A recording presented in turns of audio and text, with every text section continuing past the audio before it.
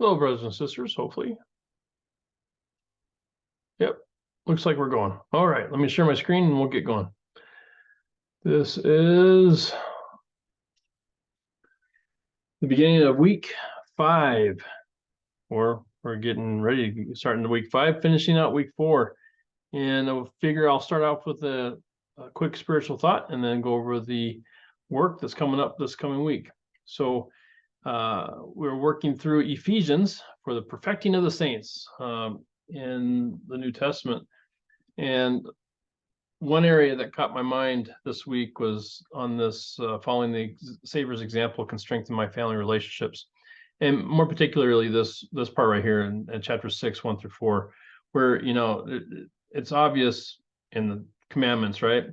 This is the first commandment: honor thy father and thy mother, that thy days may be long, right, on the earth. So it's really a rehearsing of that, right? But the nice thing, I think, back to the parents, especially fathers probably. Provoke not your children to wrath, but bring them up in the nurture and admonition of the Lord. Very interesting. I mean, I know I've had several occasions where I have acted in a way that made my children mad. And I think I may have been a little mad at the time, but I could have been a lot more softer and gentler with them in communicating what I needed from them or what I wanted them to do. And this part of it kind of, sinks a little bit deeper, but bring them up in the nurture and admonition of the Lord. So we have this combination of supporting, developing, and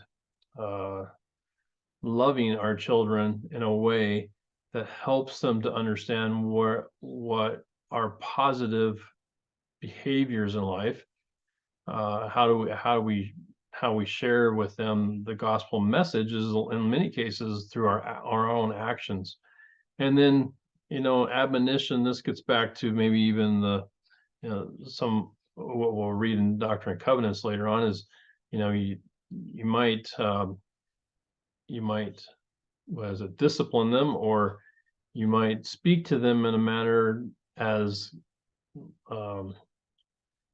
directed by the Spirit, but at the same time, you need to make sure that they know that it's coming from a loving and nurturing standpoint.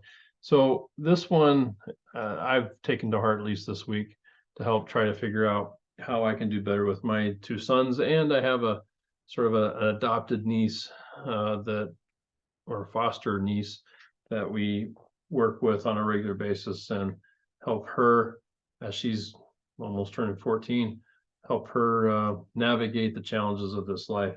And in fact, she got frustrated with me yesterday when we were trying to, close down her cell phone from various influences. And she's like, "Don't you trust me?" I'm like, "Yeah, I trust you, but I'm just trying to protect you from some of the difficulties that you are, challenges that you don't need to deal with." So, and that was a case where probably I did a little bit better than maybe what I would have done with my sons. Maybe it was because she was a girl and I felt like I needed to be a little bit more gentler. But in any case, as a father, I need to do better. And as men in this class, you need to do better. And maybe the wives can help, or the women in our lives can help us be a little bit more loving. So that's my thought for this week. And how that applies to accounting, I don't know. We'll figure it out, I guess. But in the modules for this week, we have really just a closeout of chapter 11 for today, right? So your quiz access, quiz, and that's pretty much it once you've done your chapter 11 SmartBook exercises. So that's not too shabby. Don't forget that these supplementary study materials, there are, pre-done, very well done, I think, video segments that walk you through certain problems. Like, for this week, was it look like corporations issuing common stock, preferred stock, and how that actually breaks down. And I mentioned this in one class, but I mentioned it here. Sometimes, the book will explain things in a certain way, The videos will then support that. And then when you get to the quizzes or sometimes the exams, some things will look a little different. And that's because they want to see if you can extrapolate your learning to a real world situation.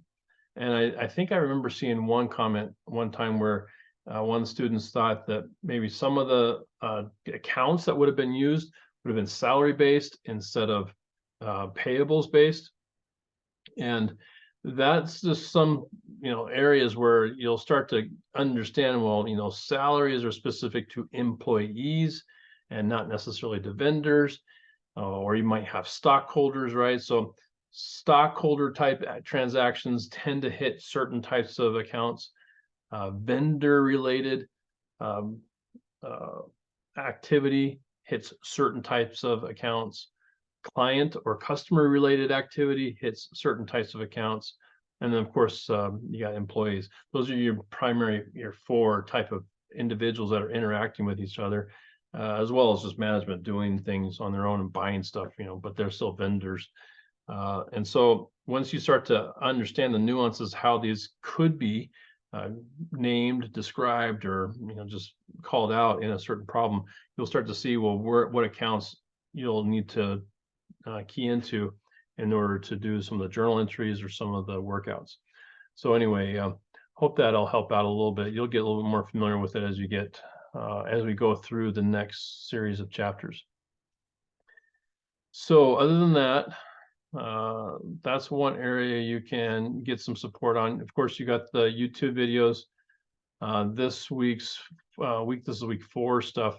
You'll notice that, and I'll probably go back through here and adjust these a little bit. I try to put down the exercises in here, right? So in this case, chapter 2, problem 22. Sometimes they come up as problem 228, but you should be able to reference whatever one you're having a difficulty with, and then come in here and see some of the videos that I've done. Now, most of these are all office hours related ones. Some I usually don't do a video on the quiz access problems. I usually don't do a video on the quizzes themselves because you really do need to get through those on your own based on what you were able to do through the quiz access. But when you get to chapter 5 or week 5, let's see if I can go to week 5 right there. There's going to be some videos in here that are largely related to the exam. So here's some exam tips, all right? 25 minutes worth of my working through some just tips on how to take the exam, some prep support. You also have an exam 1 review. This one right here, I actually went through the top 10 missed problems and worked them out for you. So this should give you, and I think there's 50 some odd questions. This should give you a nice little boost in terms of, obviously you won't be able to refer to it when you go into it, but if you watch this before you do the exam, you'll get a primer on some things to look out for when you're working through these problems. Let's see. I think that's pretty much it. So this week 5 playlist will be helpful to prep for exam 1. Otherwise, let's see, let's go back here. Remember that Proctorio needs to be turned on, running when you go into this. It is on chapters 1, 2, 11, and 12. It is a closed book, closed note. You may use Excel paper and Excel file, blank Excel file going in. I recommend this very, very well. I mean, a lot. Every problem I work through, I will start out with Excel, and I will have this in here. And so, you might have, let's see, usually I just open it up. I'll work out one problem on one sheet, then I'll add another sheet. I'll do another problem. And so it's nice because then if a future problem requires the same kind of setup as a prior problem, then I can just copy and paste it, work through it, and I'm done, right? It's a very effective way to do the exam and quiz.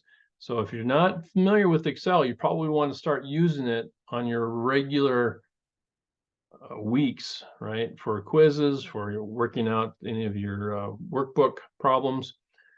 Use Excel, get used to it, familiar with it. Watch the videos that I do. That'll help you kind of see how I do it. There are other ways of doing it, but there are some people that are much smarter than me in using it.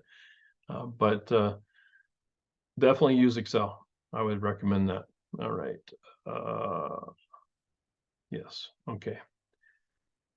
Remember, last day to take this is Wednesday. You can take it today. You can take it tomorrow. You can take it Monday. You can take it Tuesday. Your very last day is Wednesday. And I am, as some of you have already noticed, I am very, very strict on how often I allow extensions. It has to be something quite extreme, something that you could not have mitigated, managed around, or double you can multitask on your priorities. So make sure you get this exam done, because once October 11th comes and goes, and you haven't taken it, it'll